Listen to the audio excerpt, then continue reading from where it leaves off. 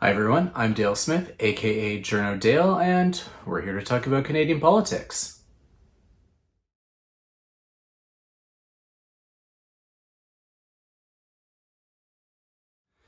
It is time to take your questions, and we're going to start with Martin on the Patreon this week, who asks, of the current crop, are there any of the deputy speakers that are better than the regular speaker at enforcing the rules? For example, you wrote that on Thursday this past week, Alexandre Boularice got warned by the deputy speaker because he accused the prime minister of being constantly missing in action, but just minutes before that, Pierre Poilievre said the prime minister was on vacation in New York and didn't get warned. So who's better at enforcing decorum? I would have to say of the four, so there's the main speaker, Anthony Rota, the primary deputy is Chris d'Entremont, and then the two assistant deputies are Alexandra Mendez and Carol Hughes.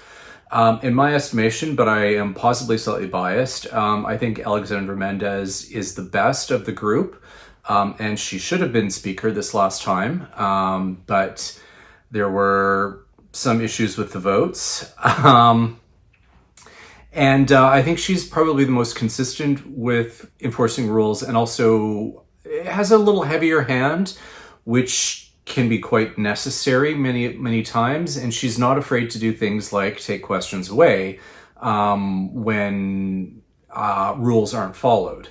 And I think that that's something we need a little more of. Chris d'Entremont is okay. He certainly enforces them better than the main speaker does. But again, we see times where it's not entirely consistent. But on the whole, he's still better than Rota. Carol Hughes, she's less so about the other rules, but she really doesn't like crosstalk and heckling and anything like that. So she is much more stringent about those kinds of things, and she will be a lot more strict in terms of when there's noise and crosstalk, that she will halt proceedings until it quiets down.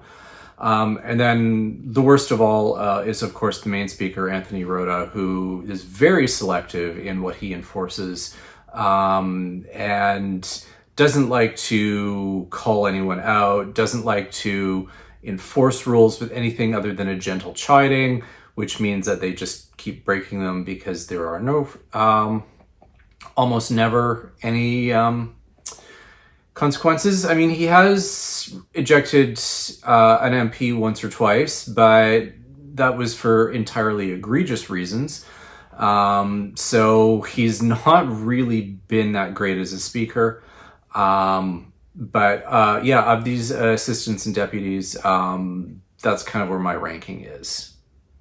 Martin has a second question about the 30-year rule, and that's in the UK and Ireland and some other Westminster parliaments.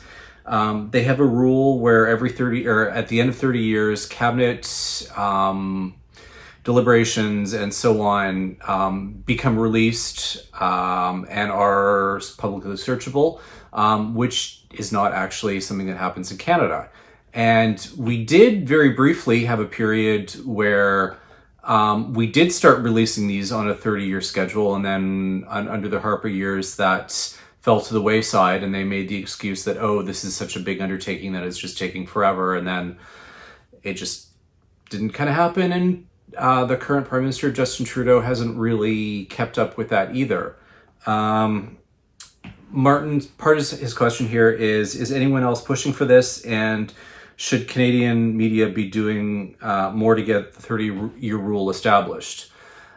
We possibly could, but so much of our collective effort is being geared towards reforming access to information laws, which are broken and abused, and which the government promised they were going to fix, and then the fix they did bring in didn't really do much. But Part of this is also cultural in terms of endemic problems within the public service when it comes to things like record keeping, where there are certain departments who just are inept at it. And so you can't actually find anything because people don't document their records properly, and it creates problems. And I can speak to at least one department where they would train people on how to manage their documents, and then that person would go on mat leave and the replacement would not get trained fully, and then they would leave and their replacement was not trained, and then within three quote unquote generations there, nobody knows how to manage their own records anymore. And this is an endemic problem. So that's part of why these things are so broken in Canada. But there is this kind of weird, almost cultish sense around secrecy and, who has a right to know things and so on. I think a 30-year rule is probably, it's a sound policy. But as for, people pushing for it, the focus has been on fixing access to information. It would probably be good if we could, get this in place, and then that would kind of be one less battle that we'd have to fight down the road. But this is kind of where we're at, unfortunately. Our last question is from Twitter, and it's from Mirth Dell, and asks, Danielle Smith has no original thoughts, so ideas must be coming from some US think tank, policymaker, or dark group. Any idea where these are coming from? Who is feeding stuff to her? It's nothing nearly so exotic as anything like this. Part of it is her policy advisors. One of them is named Rob Anderson. He is a homegrown kook.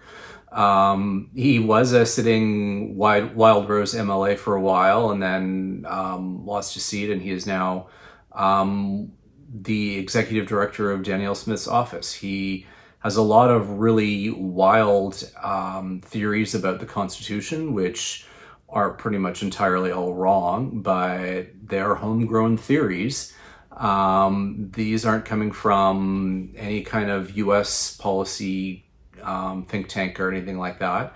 The other problem is Danielle Smith herself has no critical thinking skills with what she reads.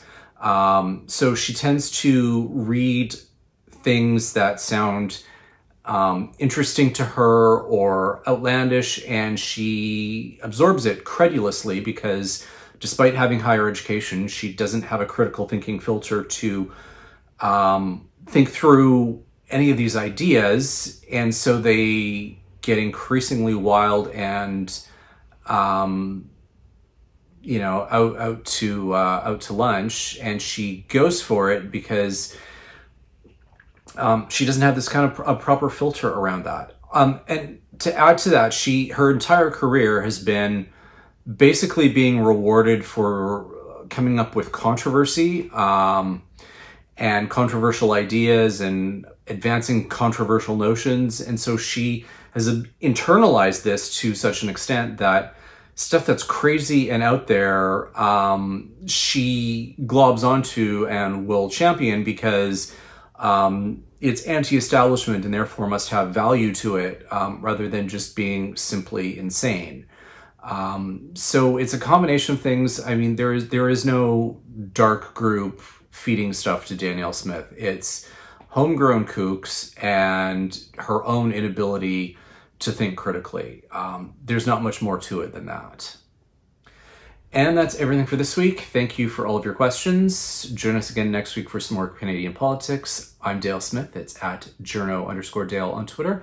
And don't forget to like the video, share, subscribe, and support us on Patreon. Thanks, everyone.